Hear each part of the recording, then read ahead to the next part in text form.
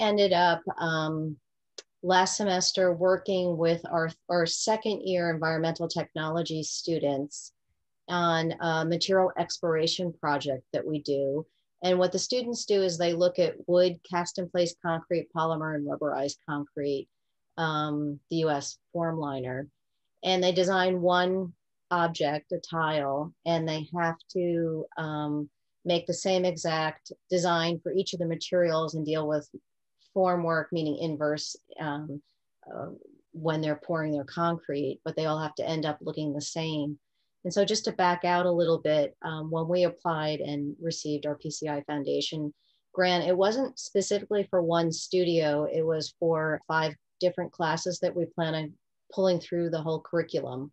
And so we were trying to have some more of a synthesis and integration by bringing in also interdepartmental. So we are bringing in robotics from Megatronics later on. How we started was with our first foundation course. So in second year, this is our overall curriculum. This is the class that students started with, this materials exploration. Then they're going to move on this semester and work on we have a co-registration of our structures class that teaches concrete, and Giovanni Loretto is on the call right now who teaches that, and myself for third year studio. And the students co-registered and they take structures in the morning and then precast the Precast studio in the afternoon. And then they move on and they're going to take pro practice and learn how to cost estimate. And then there's going to be one new class called advanced panelization for precast.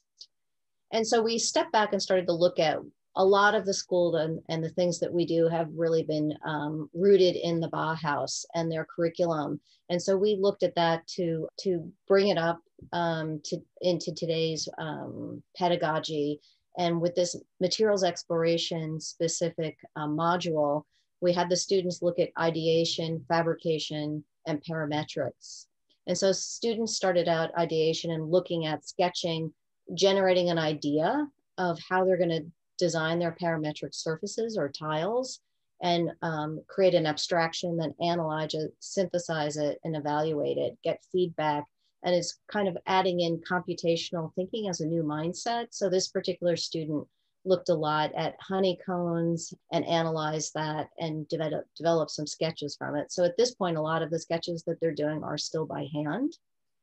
Then they move on to parametrics and they take their idea and create it more three-dimensionally, using the computer, and also looking at sections since it is a tile, and making sure there's an area so that the molding would come off and the formwork would come off. And so ended up looking at this as a way of adding this in, and skill building for second year, first semester that haven't used the CNC milling machine yet. And so we found this is a good time in the curriculum to bring this in to learn that as a skill as well.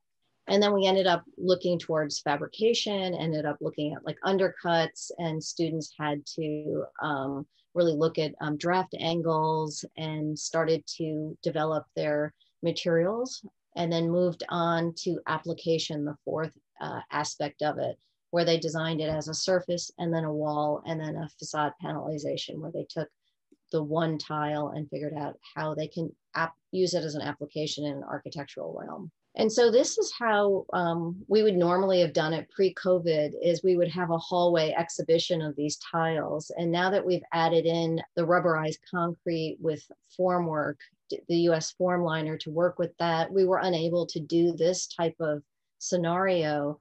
So what we ended up doing is, before we went to Metromont, our industry partner, we ended up having the students more work as using the shop as fabrication. They did the fabrication for them. And so they had to develop shop drawings and interface with the shop to make sure that they didn't have underdraft and the draft angles were proper before it would get fabricated. And they had to submit STL files mostly 4 or 5 times before they were approved. And they ended up fabricating their wood tile. We ended up using a PTAG for the US form liner, and created molds to be able to do the form work. And then we went to Metromont, and we parked across the street because the The mall across the street really wasn't open at this point in time. They ended up taking everyone's temperature. They passed out hard hats and earplugs. And then we ended up going in groups. And what the students ended up doing is first presenting their inspiration and parameters of what they did for the original tiles that were made in wood and PTAG, and presented them on top of concrete beds that they had. Then we ended up going to their big, long vibration bed, and there were about 96 students, approximately 10 feet apart, but they did work in groups, so they maintained their groups, and ended up first doing the US rubberized concrete. And you can see they're making it over here, and then on the bed they're pouring it, and then they poured concrete, regular concrete, precast concrete, and then the bed ended up moving, which was really interesting because and then they inputted, Metromont ended up bringing in wire to be able to put in to replicate the structure, and then this is just a variety of output. And then this is the 96 students, and it involved 3 faculty, 3 people in the shop, and 3 industry partners. So it ended up having a lot of people on the team. So that's essentially wow. Yeah. So I have to unshare. So I have a question, Elizabeth. Yeah. I'm kind of curious about this multiple course concept. Do they just carry the principles forward from the previous courses, or is there a common project that threads through multiple courses? It's the principles. Okay. So this semester, they will learn precast concrete that'll be more embedded in structures, and Gio's right in the corner over here. He can talk a little bit about that. And for studio, we're going to look at live work in the post-COVID age. And our attempt is that we will go to Athens and visit US Formliner, and they're going to make facade panelization. So it ends up starting from a scale of really designing a tile, and the students don't quite know what it is or what facade panelization is or any of that. So it's sort of an intro, and then it moves on. So it's more the principles get more complex and developed as they go through. Gio, did you want to comment just a little bit about structures? Yeah, I can definitely comment a little bit more. Hi, good afternoon, everyone. So once they got in my class in structures, so now they have the basic concept of how to kind of like work with the cementitious material and how to start creating formwork. So we will introduce for the first time this semester, they're taking with me structures 3, which in our program comprise concrete and lateral loads. The concrete part, the program has been remodeled so that at the beginning of the classes, the students are going to be introduced with the precast structural concept. So they're going to see how to prefabricate elements for the design of house and buildings, more from a structural point of view in order to move that part, to give them also that understanding. And the project in my class will actually look at those concepts from a practical point of view. This one will affect all the students in our 3rd year that are taking structures.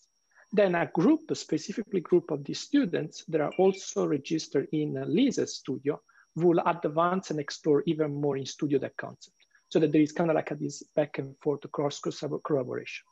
Once all of this one is done on the 3rd year, the students will move on the 4th year, where there is another faculty that is not here, Jeff.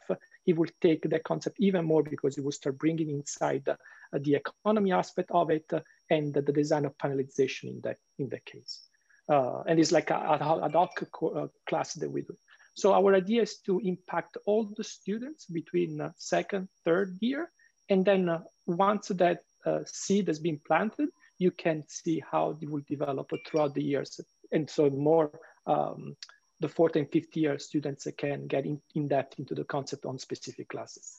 I mean, I will say that the only way we were able to really do the amount of work last semester is being able to use the industry partners' space to be able to pour concrete, because we wouldn't have the space to be able to accommodate 96 students. And we met with them 2 or 3 times. They were incredibly accommodating. And I think that's what made it really happen because of the challenges of COVID-19. Well, and your school allowed you to do that. Some schools are not allowing students to travel or do anything like that. So yeah, that was really great. Yeah. Well, Georgia is a pro-business state, so it's all about, that might be part of it. Yeah.